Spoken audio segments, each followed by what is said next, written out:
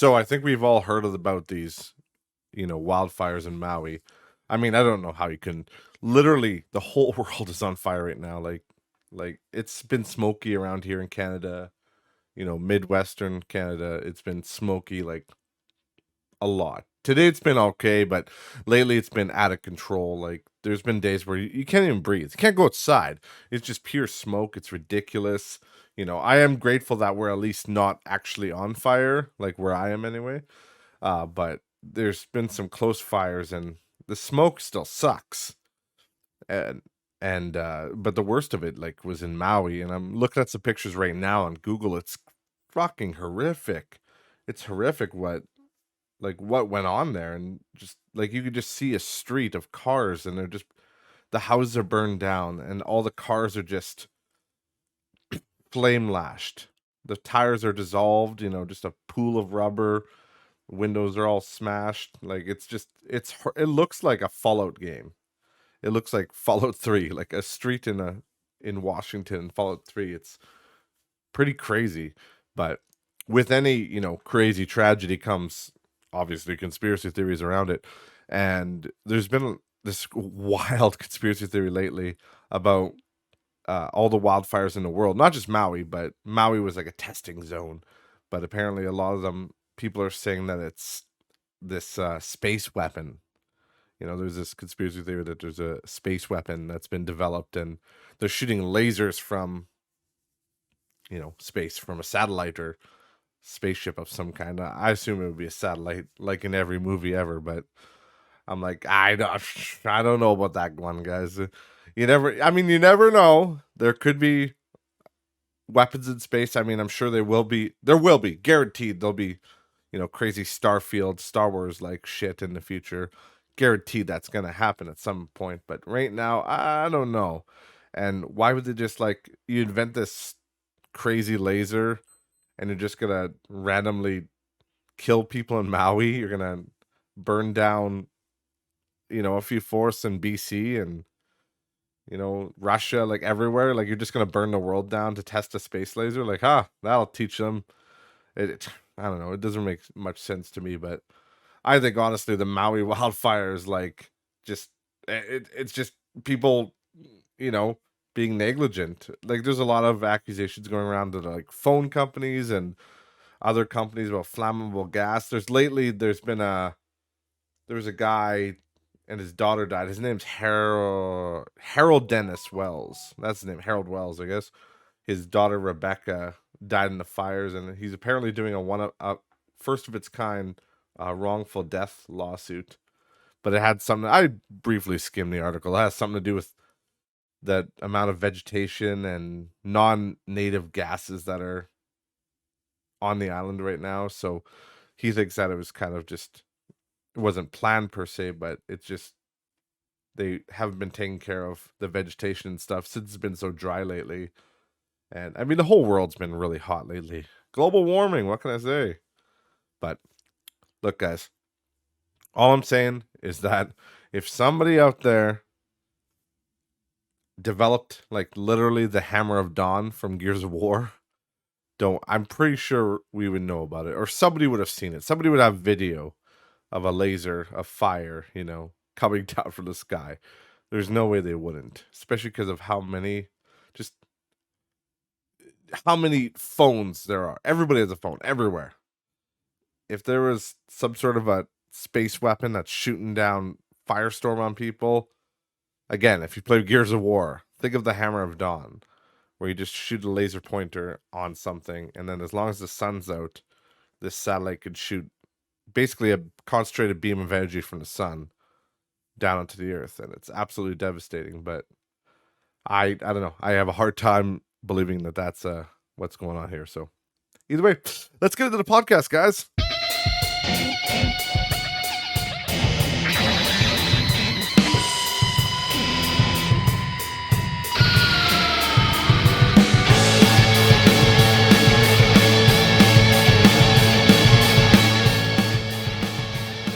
Welcome everybody back to Not Rich Just Bored, episode number 86. Excuse me. Sorry, I missed last week. I know I am horrible at posting on social media for like I just post whenever I do a new video or a new podcast. I post a thumbnail and I post the links on where to get it, and that's like usually as far as I go. And then I post a ghost, as they say. So I'm bad at keeping you guys in a loop, but I really should have. But I was out for training for work. I was in Vancouver, Canada, really nice place. Um, so I was doing some work training, and I was there all week. I did have my work laptop, but I didn't feel like dragging my mic and everything. And this mic has a mic arm, like a boom arm on it and stuff. So I have to disassemble that and try to find some sort of a stand I can put this mic on. And I was like, we'll make up for it next week. We'll have a good episode next week. That'll keep you guys happy and in the loop. But next time, I promise I will do a social media post. I really need to get better at that because you know what? Pretty soon, these 21 subs on YouTube, they're gonna go down to 0. People are just gonna say, "Fuck you." You know what? We're done. You're irrelevant. You're out of the algorithm, son. But yeah. So how you guys been? Good? Yeah, that's good. Yeah, like I said, I was in Vancouver. I was just kind of mostly I was in the Burnaby area. That's what do you call it? I was trying to tell people where I was, and they're like, "Burnaby, I thought you were in Vancouver." And I'm like, "Well, Burnaby's do you call it a subdivision? I don't even know, to be honest. But it's like when they have those massive oh God, it's gonna bug me. I can't remember what they're called, but yeah, when you have big cities like Los Angeles or New York or Vancouver, they're just so big that they have to name certain areas so that you can kind of I'm guessing to make it easier to navigate, you know? Like it's like there's Burnaby, there's I don't know, Brussels is one I think. I don't know. I was in Burnaby anyway, doing some training, and it was nice area. It was super smoky though the first day. Jesus. Can the world not be on fire for 2 minutes? Like, is that too much to ask? I literally the first day I left my hotel window open and I I went to sleep because I was exhausted. And I woke up and I'm just hacking up a lung, just coughing my fucking guts out. And I'm like, oh, fuck me. I'm like, great. I got sick on the plane because planes will do that. Planes will get you every time because they're just basically a cesspool, a flying cesspool of germs and recycled air. And I just, I was like, great. I got sick on the plane ride over. This is going to suck ass. But no, it was literally like I just by probably 11 o'clock, a few hours later, it was good to go. And I think I'm like, oh my God, I left my window open when it was that smoky. It was probably just the smoke. Like inhaling that shit can't be good for you. I can't remember. Somebody said something about like being outside in that smoky weather is worse than like smoking a pack of cigarettes or something. I can't remember. Somebody said some shit. Don't listen to me, guys. I'm not a factual person most days. I kind of just make shit up as I go. That's how I like it. But I didn't get up to much there. Beautiful city, very inclusive. But I did have one interesting conversation with a local when I was walking over across the bridge to a very famous eating establishment called McDonald's. Had an interesting talk with a local guy, and we were kind of talking about because I want to bounce some questions off him because I'm always curious. I'm always curious because obviously, I mean, the East Coast, like Ontario, they're known for to be pretty liberal, and then the West Coast is also kind of pretty liberal with their inclusivity. And Vancouver, I'd say, is like Vancouver's literally the Los Angeles of Canada. It's well between that or Montreal possibly, but I'd say Vancouver's worse for that stuff. I mean, worse is a bad word because it's not necessarily a bad thing to be a liberal. It's just in the recent years we know what that comes with and the whole inclusivity thing, right? And I was talking to a local guy about how I was just like, well, is the whole we basically got talking and chatting about the whole, gender idea and thing, and all those kind of left-wing talking points, right? And because I noticed a few businesses had their rainbow signs up, and there's like rainbow walkways and some stuff like that. And I basically asked him, I'm like, what's the deal with that? Like, do you guys like, is it really a big deal for people around here? Is there a lot of people that like this inclusive stuff? Or is it kind of just like everybody's being policed? And obviously, this is one guy, this one guy's opinion. It's not going to speak to everybody. This is one dude that I talked to in Vancouver. So it's, again, not speaking for everybody. But, it's nice to get a local flavor. You always hear things, oh, I hear Los Angeles is a dumpster fire, but you know you don't really know till you're there and you talk to somebody. And for me, I feel like a lot of this crazy inclusive stuff is just outliers. It's very loud outliers.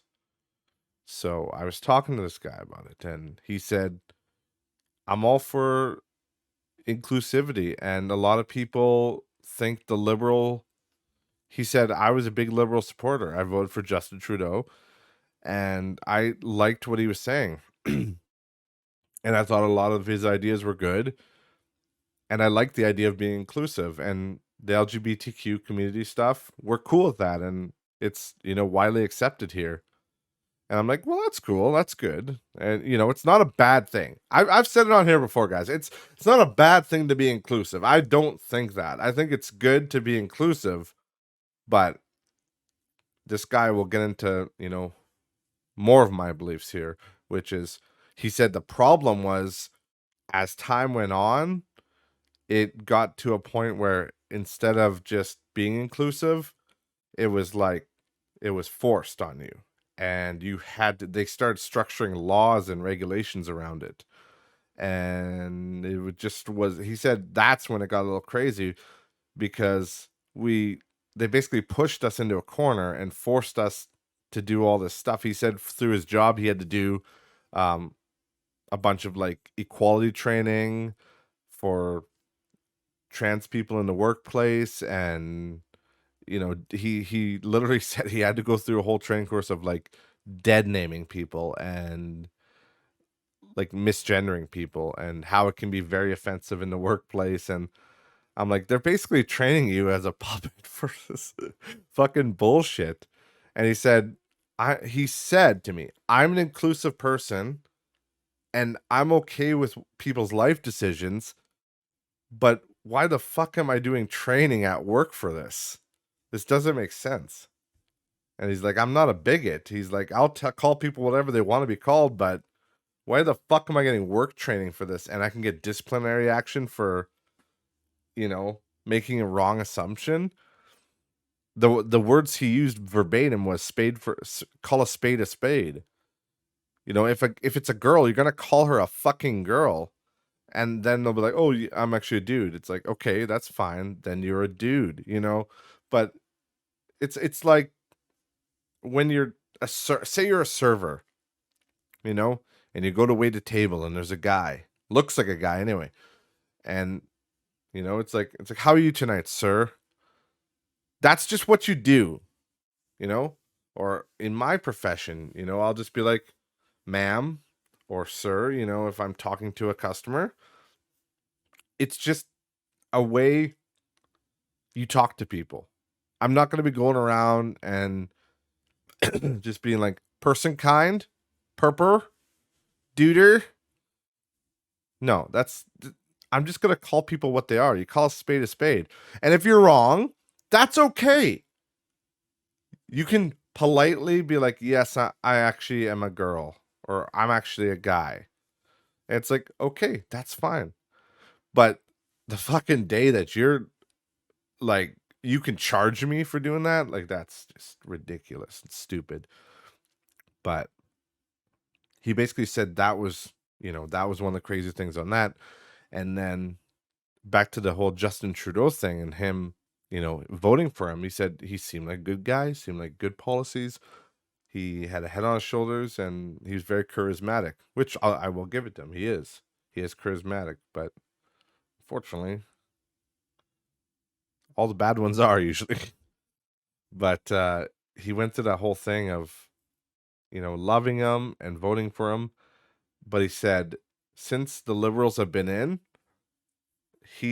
the numbers he gave me was, he said in a month, his bills, and this was part of the COVID thing too. He said before COVID and all that in Vancouver where he lived, he needed to make about $1,800 to make his bills for the month. That's with his apartment and his, phone, whatever, internet. He said he needed to make about $1,800 to live where he was. And I'm like, okay, yeah, that's fine. It's usually more in Vancouver. It's a huge city, but 1,800, that's, for a big city, that's pretty reasonable. But he said after COVID and just in 4 years, he said now it's ridiculous. He's like, I need to make $3,500 a month just to make my bills. And this guy doesn't drive a car. He said, I just transit everywhere. I walk, and that's what I do. I use public transport and my shoes. He doesn't have a fucking car. Okay? You gotta understand, a car payment's huge. Like, car payment is usually a big chunk of your income if you have to pay one. So this guy's paying $3,500 a month. That's not a car payment. There's no car payment in there. A car payment would be easily $500 of that. Easily. And he doesn't pay that. That's just for rent. Rent and utilities and a cell phone. Like $3,500 a month is ridiculous. Especially when he's used to $1,800. That's almost doubled in just a few years. So, that's an example, guys, of people who got tricked. They got tricked by this whole liberal government. They've done a lot of good things. The $10 a day childcare, whatever. That stuff's good. There's some good stuff that the liberals have done for sure. But god damn, have they really economically fucked us. God. Like, they have really screwed Canada over. And all these crazy, quote unquote, inclusive policies that are actually more, closer to dictatorship policies, they're just running us dry. And it was just really interesting to me to get the perspective of somebody who lives in one of these cities. It'd be like an American talking to somebody from Los Angeles. Like somebody from Texas talking to somebody from Los Angeles, being like, is it really as bad as it is? And he just kind of laid it out. We had a good conversation. We probably talked for a couple hours just eating McDonald's. We were both just going home from work, and he's just like, yeah, I'm just stopping for a bite, and we just ended up talking. And yeah, we were talking so much that I was like, well, I'm just having lunch. Do you want to talk more? And then, yeah, we just sat down and just shot the shit, as people do. And yeah, it was really interesting to talk to somebody out there, and just to talk to somebody who's I wouldn't say a hardcore liberal, but he said he was a liberal for fucking 20 years. Huge supporter. And now, because of the cost of living, he's like, I don't know if it's the conservatives. I don't know who I would vote for. But he's like, I would not vote for the liberals again. I cannot. Well, I would vote for a liberal, just not Justin Trudeau. He's like, I can't get behind that guy. He is digging us into a hole. So I thought that, again, that's one guy in Vancouver. I'm sure not everybody there shares that opinion. In fact, I guarantee not everybody shares that opinion. But it's just a little perspective for you guys. So other than that, I have not been doing a whole lot. Obviously, as everybody knows, Starfield has come out. Starfield is a huge game. I haven't played it yet. I really want to play it. It's it's on my list, but unfortunately, like the guy in Vancouver, I got bills to pay, and I'm a little short right now. So You know, the old child support, she'll get you every time. But I I've just had a few things that I've had to pay for lately, and I'm a little short right now, and games are fucking $90 now, brah. In Canada anyway. The Americans it's probably what 70 or whatever, but which you guys are probably like, oh, it's 70, it's crazy. But yeah, in Canada, yeah, games are $90. So well, AAA new games, if you're a slut for indie games like me, you can usually get away with, $100. That's like 4 games probably, depending on, if you get summer sale or whatever, or just a regular sale. But yeah, games are like $90 now, so it's almost like a little investment or an extra bill. So I gotta be responsible and take care of my kids first, and take care of my, um, my regular bills. So obviously, I've got more than enough games to play in the meantime. One of them we'll get into here soon because I want to talk about it. But uh, shoot, there's something I wanted to say there. Now I can't remember. I got off track there, guys. Ah, God, it's gonna bug me. But there's something I want to say about that. But if I remember, I'll come back to it. But yeah, that's what I was gonna say. I just remembered it. I hate when I do that. I'll like stumble on the podcast. I'm like, because I really want to say something. I knew I wanted to say something, and then I forget it, and it totally fucks my whole flow up. Oh well, you guys are used to it by now. You got what's going on here. But a small footnote: while I was away on training, it was my birthday on August 31st. I turned 33, so I didn't do too much for my birthday this year. Honestly, I kept it light. I mean, you're an old man at this point. Who really gives a fuck? It's just kind of like, yeah, birthday, cool. Maybe have some drinks. In this case, we had a little board game night, and I had a little supper with my girlfriend and her family, which was really nice. Um, that was really fun, and then we ended up planning a board game night with my brother because he's my twin brother, so it was also his birthday. So we had a couple drinks and had some people over and played a bunch of board games because we all love board games. So we played Catan, and then we played Fireball Island, the remake of it, with all the expansions. It was super fun.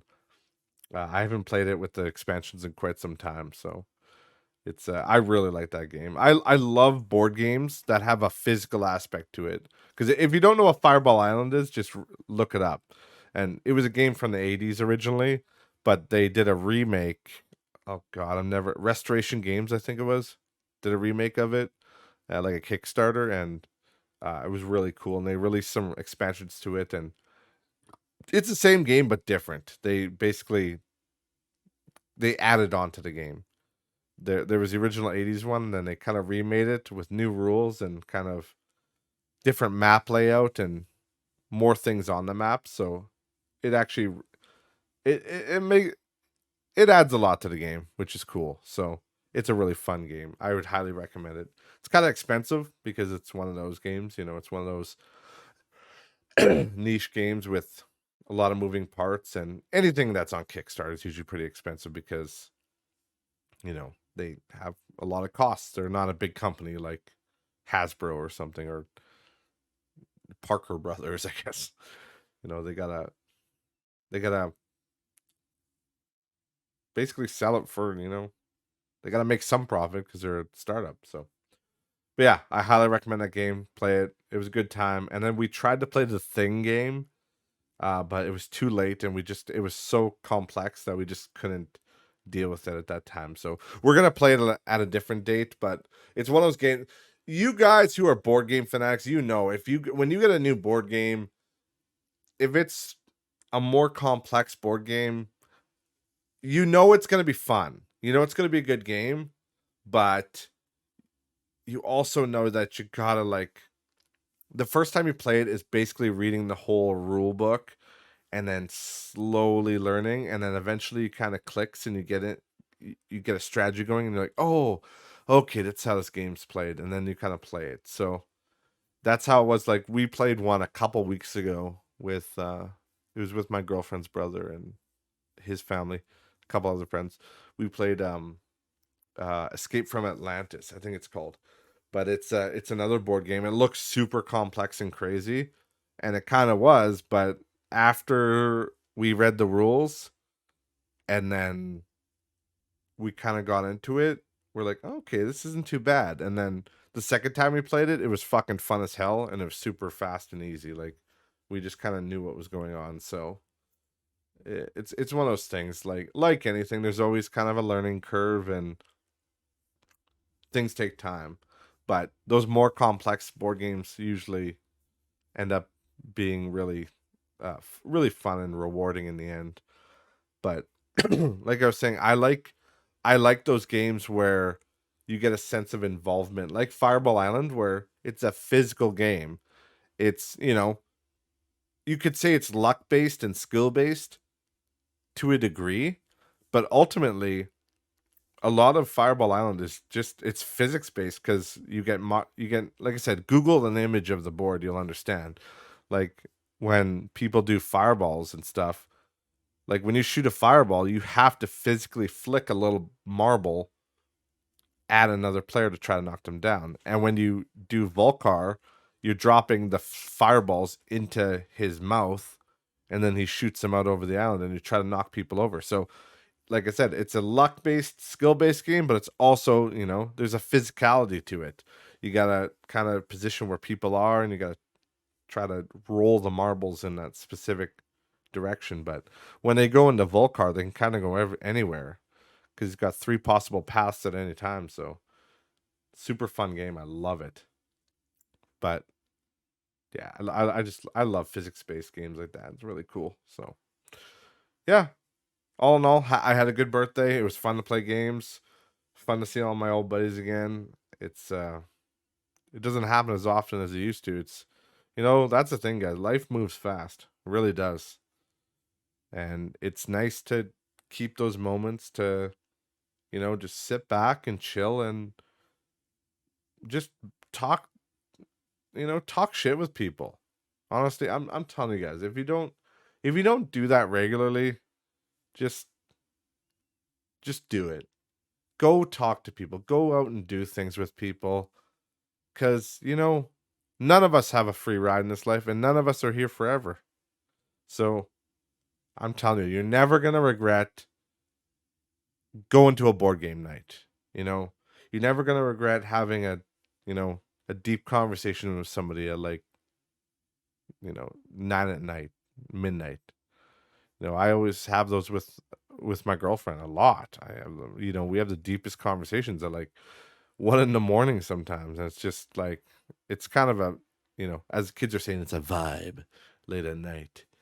But it's just sometimes that's when the emotions come out. So but it's nice. I love talking to people, and you just you gotta take it slow in life because it really does go by fast. It's absolutely insane, especially the older you get. I feel like my 30s are flying by, and it's nuts. It's nuts, and I think it's partially because I'm losing touch with time or the idea of time. When you're a child, it seems like you have all the time in the world, and you really kind of do. But when you're an adult and you're in the workforce and you got to pay bills and you're stressed out and you want to kill people, not really, for legal reasons, not really. But you just get caught up, and time moves fast, and so hug your friends, guys. Hug your family. That's all I got to say on that. The last thing I want to talk about, since I can't talk about Starfield because I haven't played it yet, there's another game that I've dipped my toes back into. I'm slightly ashamed to say it. Well, not really, because I'm having a great time. Is WoW Classic. I talked about it on a podcast a little while ago about how WoW Classic has come back, but they made a hardcore mode. So I want to try it just for shits and giggles. Classic is one of my favorite versions of the game. Obviously, there's some quality of life problems with that version of the game, and I don't need to mention them here. Like everybody knows, consumables and stuff like that that really just didn't need to be in the game. Like, like mages needed to oh, excuse me, to cast slow fall. Oh my god, I'm just burping. Oh, excuse me. To cast slow fall, you need like a light feather as a mage, which is pretty easy to get, but it's just one more fucking thing to add to your bag. And don't even get me started on paladins, because paladins had all kinds of consumables for all their spells and stuff, and especially with they got expensive too. Like I'm pretty sure, what is it? Is it a symbol of kings? I can't even remember. Some WoW fan is like some WoW hardcore fanboy. He's probably being like, "Oh, this guy doesn't know what the fucking one is." I think it's called Symbol of Divinity or Symbol of Kings. That I think those are both in the game, but I haven't played a paladin in the classic since 2005 probably, because I just never really liked the classic paladin. It's a rough grind. We'll say it that way. It's rewarding at the end. In the end game, it's really rewarding, but it's a rough fucking grind. I'll tell you that much. But yeah, it's like there's a lot of those quality of life things that are rough, but the biggest thing about the hardcore mode, and I've said it before, but you only get one life. So once your character dies, that's it. You delete the character. It's done. So you don't get a second shot. And a lot of people have said things like it's really interesting, and I've said it's interesting too that if you've ever played World of Warcraft, especially classic, it takes forever to get to level 60. 60 is the level cap. And grinding to level 60 takes forever. I have a current character that's level 17, I think. I think she's 17. I'm in a Night Elf Rogue because my mage died, rip. But yeah, I made a Night Elf Rogue, level 17 now. And I think I've got like 16 hours on that character already. And yeah, I've spent some of the time grinding out professions and stuff, but still, that's the seven, like that's not even 20. And the first 20 are the easy levels, technically. That's nothing. The grind gets much bigger when you're in your 40s and 50s. So those are the easy levels, and that's already 17 hours. So I'd have to look at my one, because I had a warrior. I think I got him to level 50 when WoW Classic originally came out. And yeah, I can't remember. I had a few days in that guy. Like few days, like as in over 72 hours of game time on that character. Like that's fucking gross. So the idea of that and then dying, it's crazy. Like when my mage died, my mage was level 19, I think. And I think I had like 20 hours on him. I was fucking devastated. But those black dragon whelps in Redridge, man, they'll get you. But what I want to talk about for this whole thing, because you guys know, I mean, well, you guys might not, but some people know WoW and how WoW Classic goes. But what I really like about hardcore is I like the community. And this is going to sound really, I don't know if it'll sound weird, but it might sound weird, but you never know. But what I really like is the community. I like that because it's hardcore, because you only get one shot, one life, people are so much nicer on there. Like, I mean, there's still trolls and all that. That's always going to happen. It's an MMO, baby.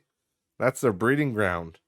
But people are just nicer. They're more willing to help out. They're more willing to, if there's a group quest and a higher level dude comes by, like there'll be a bunch of lobies struggling with Hogger, and I'll walk by on my level 15, 16 character, and I'll be like, hey, since I'm passing through collecting herbs, does anybody need Hogger? You guys need a hand? And they'll be like, oh, thank you so much. And like, you'll fight Hogger, kill him, and then it was like, bye. Like you just feel so much, there's such a sense of community. And especially when you're doing a group quest and one of your teammates is almost dying, and like you get that last minute heal off on them, or you get a rend off on them or something, do you stun the character so they can heal themselves? It's just like, it's huge. Like before my mage died, we were doing a quest in Westlands where you had to kill the knuckle dusters and all those high level Defias in the hills, and I was literally at 1 HP. My character was at one fucking health point. Like anything, a tickle to the nutsack would have killed me. And I was like, oh fuck, here we go, I'm done. And then the one paladin who used lay on hands, uh, I believe that's what he did. It must have been lay on hands because it healed me instantly and to full health. And he was a paladin, so I don't know if paladins get lay on hands around level 18. They must. That must have been what he used, because lay on hands, it instantly heals somebody to full health. But I think in WoW Classic it costs a consumable, and I don't know what the cooldown is. It I know the cooldown used to be like an hour, I think. Like it was one of those like last ditch, last resort things. But I was so fucking thankful to that guy. Unfortunately, that character died a few hours later, but it's just like you feel really good and people are so nice to help, and you have to approach the game differently because like when you're going into a cave is fucking dangerous in that version of the game, because caves in WoW Classic, there's so many mobs in them and it's easy to get outnumbered quickly, and it's just really cramped. So it's not uncommon or hard to aggro 3 or 4 guys at one time. And in WoW Classic, if you've played it, you could take on one guy at a time. If you're real good, you can take on two. Like that's about it. You aggro 3, like you're fucking finished. It's not happening. So it's just you gotta be really strategic about how you move. Some quests that wouldn't be group quests, you will do in a group just because it's in a cave or something where there's high spawn rates and lots of guys. It just there's strength in numbers, and I really do love that people play differently, and it really the hardcore aspect really encourages teamwork and really encourages people to band together. So I think it's really it's pretty cool. I'm having a lot of fun with it. I felt really guilty giving Blizzard some of my money for a monthly subscription because I think the monthly subscription thing is stupid, and I have for years. And I really think that WoW Classic should. I really think that WoW Classic should have its own tier, like where you pay less. If you want to play WoW Classic, you pay the subscription, sure, whatever, but it's only like $10 a month or something. It's a lot cheaper because ultimately you're paying to play an older version of the game when I could be playing the new version. So it just doesn't make sense. They really should have a tier where you just pay for WoW Classic alone, because that's really the only version of that game that I can play. There's no way I could hop into the new version of the game. Absolutely not. There's no fucking way. There's been way too many expansions and I've been out too long. I wouldn't even know where to begin. But either way, I just really want to tell you guys that I'm having actually some genuine fun in Warcraft again. Like, and I kind of got the bug to get a little addicted, which is fine. I keep it within reason these days. Obviously, I'm not fucking doing the old, 2005 Cody where I was like playing WoW. I was a 14, 15-year-old kid, and fuck, I played WoW every night. Like, I I remember being excited to get home from school just to get on that computer and play WoW. I remember buying laptop after laptop, just shitbox laptops that I saved up my shekels for. And, the laptop was like a $400 Toshiba laptop. But damn it, I saved up my rakings money, my lawn cutting money, and I got that fucking laptop because, we had the family computer, but we didn't have our own personal computers. Well, we just had one computer, so me and my brother both wanted to play. So, like, well, if we get a laptop, and then I remember always having like my buddies would bring their laptops over, and we'd have a bunch of us just playing WoW, and it was just fuck was it a good time. And it's I every other time I've played WoW recently, it's just like you do the looking for group dungeon finder, and you just use that pretty much as the meta to grind while you do a few odd quests, and That's it. You don't even need real player interaction. And just like it lost the spirit of the game. I was talking to myself as usual, and I was asking myself, why did I like World of Warcraft? I mean, obviously, I was deeply entrenched with Warcraft and the lore and the story. I like the characters. I like all that stuff, for the time. Like, basically up to Cataclysm. I liked Cataclysm too. Like, I didn't like the way they scaled it, but I liked Deathwing and all that stuff. But either way, the first three expansions, like up to WoW, really peaked at Wrath of Lich King. It really did. But either way, guys, I really liked those original games because of the community. I liked the idea of MMOs. I liked the social aspect of it, if you can believe it.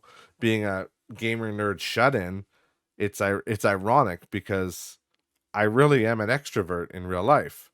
So I liked hanging out with people outside of WoW too. I wasn't one of those basement dwellers that just sat on WoW, but one of the reasons I liked WoW is that it was a game where you could literally just talk to anybody.